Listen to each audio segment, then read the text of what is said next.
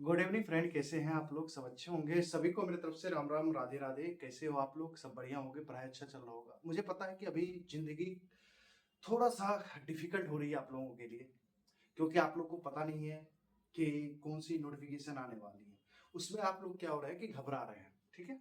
तो उसका मैं सिंपल सा आपको एक मेडिसिन देने का कोशिश करूंगा, क्योंकि मुझे पता है। देखो, दिमाग में ये चीज मत लाइए कि कौन सी नोटिफिकेशन पहले आ रहा है। ऑब्वियसली आरआरबी आता था, बट ठीक है, उस पे जितने भी स्पेकुलेशन लगाए जा रहे हैं कि मे भी आईबीपीएस कैलेंडर चेंज हो जाए, आरआरबी की नोटिफिकेशन बाद में आए, पहले आईबीपीएस पीओ का आ जाए, तो वो तो बाद की बात है, ठीक है।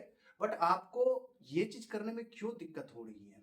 मैंने पहले भी बोला है कि एक वीक में 7 दिन होते हैं, आपको पता है। ये बच्चों वाली चीज है, ठीक है। उस 7 दिन में से आपको 5 दिन आपको रिजर्व रखना है for mock test and variety of mock test. Just like variety of mock test नहीं, वेराइटी ऑफ एग्जाम्स, ठीक है। उसमें से Monday, Tuesday, Wednesday, Thursday, Friday use करना है। सैटरडे संडे रिवाइज पर्पज से रखिए। अब मंडे को क्या करना है? जैसे मंडे है, उस दिन आपको आरआरबी पीओ का मॉक दे देना चाहिए। फिर ट्यूसडे को आईबीपीएस पीओ का मॉक दे देना चाहिए। वेडनेसडे को आरआरबी असिस्टेंट दे लीजिए। थर्सडे को फिर से आपको आप आरआरबी पीओ दे लीजिए। और फ्राइडे को फिर आईबीपीएस क्लर्क दे लीजिए। आपको इतना करने में इतना दिक्कत हो रहा है। देखिए, आपको पता है कि 14,000 सीट है, 14,000 ही बच्चों का सिलेक्शन होना है। और सारे बच्चे हैं, उनका सिलेक्शन तो नहीं होगा। मान लीजिए उसमें से आप भी हो सकते हैं सिलेक्शन में, या आप नहीं भी हो सकते हैं। भाई, हम बोल रहा हूं कि वर्ड्स, बहुत बुरा से बुरा सिचुएशन को क्रिएट करो ना। आप सोचो कि चलो कि एक टाइम के लिए आप सोच लो कि ना होता है, ठीक है, एसबीआई क्लर्क नहीं होता है।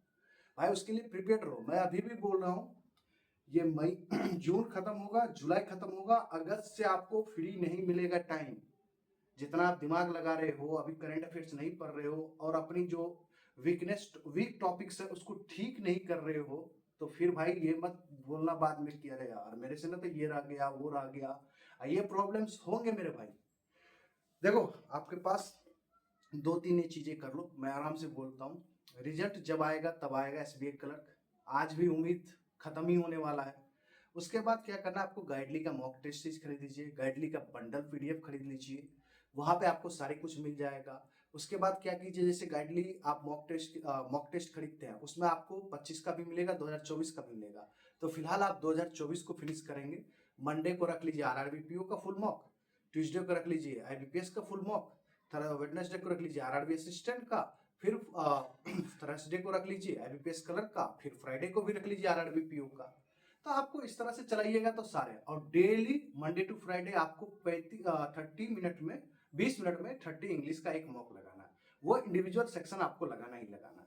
तो इस तरह से कीजिए। फिर वहां से अपने आप को देखिए कहाँ पे वीक है, जो टॉपिक आपका वीक है कॉपी में लिख लीजिए। मैथ्स में जैसे कोई टॉपिक परेशान कर रहा है, जैसे टाइम एंड डिस्टेंस परेशान कर रहा है, तो वो क्लासेस अपने फेवरेट टीचर जिससे आप देखते हो मैथ्स क्लासेस, उससे कर लो ना, सिंपल सा। अगर रीजनिंग में कहीं दिक्कत आ रही है तो रीजनिंग की क्लासेस कर लो। अभी से क्रिटिकल रीजनिंग अगर पे प्रैक्टिस कर लो, क्रिटिकल रीजनिंग पढ़ लो art of reasoning by Sanjay sir से। और प्रैक्टिस ज्यादा करना है तो हर्षल सर की क्लासेस पढ़ी हुई है क्रिटिकल रीजनिंग, वहां से कर सकते हो। उसके बाद इंग्लिश में जो टॉपिक वीक है उसको कॉपी पे नोट डाउन करो कि हाँ, यहाँ पे मेरे को प्रॉब्लम हो रहा है, क्लोज टेस्ट में दिक्कत आ रही है, आरसी में दिक्कत आ रही है, तो भाई उस पर ज्यादा प्रैक्टिस करो, उसको ज्यादा समय दो। ये डेली वाइज आप बैठ के मत वेट करो कि एसबीआई आ जाएगा, कल आ जाएगा, दिमाग खराब हो रहा है।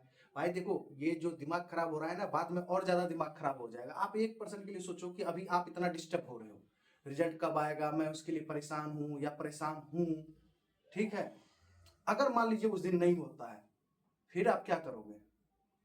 जो ये आप 2 महीना बर्बाद किए हो ना रिजल्ट के चक्कर में, और अभी भी जो गोल्डन पीरियड चल रहा है उसको भी अगर आप बर्बाद कर रहे हो ना, तो वो खराब हो जाएगा, ठीक है। हम मानते हैं कि प्रिडिक्शन गलत हुआ, वो अलग चीज है, गलत हो गया तो हो गया, क्या कर सकते हैं।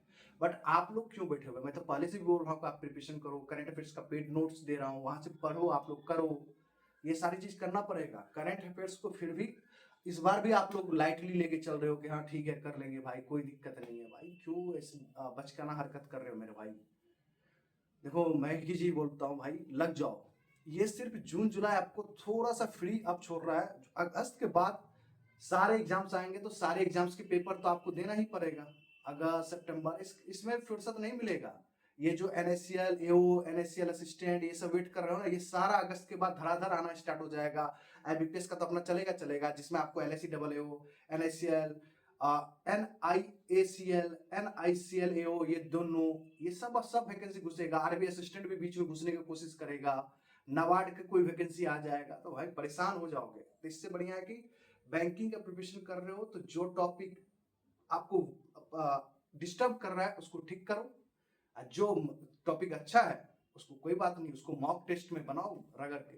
तो मेरे हिसाब से एक बार फिर रिपीट कर देता हूँ, आपको मल्टीपल एग्जाम्स की प्रिपरेशन करना ही करना है बैंकिंग में, क्योंकि आरआरबी अलग होता है। तो आप एक काम करो, अभी नोटिफिकेशन नहीं आ रहा है तो एक दिन आरआरबी दे दो पीओ, एक दिन आईबीपीएस पीओ दे दो, फिर उसके तीसरे दिन आरआरबी असिस्टेंट दे दो, उसके चौथे दिन फिर आईबीपीएस क्लर्क दे दो, फिर फिफ्थ दिन आपको आईबीपीएस पीओ दे लो। इस तरह से करोगे रोटेशन तक काम होते जाए जब तक नोटिफिकेशन नहीं आता है। जो नोटिफिकेशन आ जाएगा फिर उसकी ज्यादा टेस्ट देना स्टार्ट कर देना। इसके साथ साथ इंग्लिश वाला जो मॉक है उसको, इंडिविजुअल मॉक, उसको डेली लगाओ। आरआरबी आपको एक काम गलत करता है, आरआरबी जब भी नोटिफिकेशन आता है आपकी इंग्लिश को चौपट करके जाता है, ठीक है। तो ये थोड़ा सा ख्याल रखिए। बट लास्ट मैं यही चीज कहूंगा भाई, ये चीज करो, ठीक है। और कुछ एक न्यूज रूमर्स भी ज्यादा हो रहा है, क्या अब एसबीआई पीओ की वैकेंसी नहीं आएगी, पीओ वगैरह की वैकेंसी नहीं आएगी। तो ये जो वीडियो बनाया है जो लोग उस चक्कर में ना पड़े। एलबीओ टेम्पररी है भाई, एलबीओ उसको जरूरत है इसीलिए ले रहा है। पीओ हमेशा रहेगा, घबराने की जरूरत नहीं है, आप लोग टेंशन मत लो, पीओ की वैकेंसी हमेशा आएगा। एलबीओ टेम्पररी है, उसको वो 1-2 साल तक आएगा, उसके बाद खत्म हो जाएगी फिर। बट पीओ आना ही आना है। तो ठीक है, रिलैक्स रहिए, प्रिपरेशन अच्छे से कीजिए, ओके। और सब अच्छा होगा। गुड लक दोस्तों। मेरी बात समझने के लिए थैंक यू। अगर समझ रहे हो तो अच्छी बात है, नहीं समझ रहे हो तो फिर कोई बात नहीं। 2 महीना के बाद हम भी यहीं रहेंगे, आप भी वहीं रहोगे। ये जो सोच रहे हो ना कि एसबीआई क्लर्क मेरा तो तय है, ये है, आप जो स्पेकुलेशन कर रहे हो कि कटअप कम जाएगी, आप लोग 2 तरीके से सोचते हो। जो ज्यादा बना के आया है वो सोचता है कि नहीं कटअप तो ज्यादा जाएगा, जो कम बना के है वो सोचता है कटअप कम जाएगा, और जो मिड में बना के आया वो भाई सोच रहा है कि भाई क्या होगा, मेरा होगा कि नहीं होगा। आप यही चीज 3 चीज में पड़े हुए हो। तो ठीक है, पड़े रहो, कोई बात नहीं। मेरा काम था समझाना, अगर समझ आ जाए तो अच्छी बात है, ना समझ आए तो भाई क्या ही कर सकते हैं। चलो ठीक है, करो अच्छे से, ओके।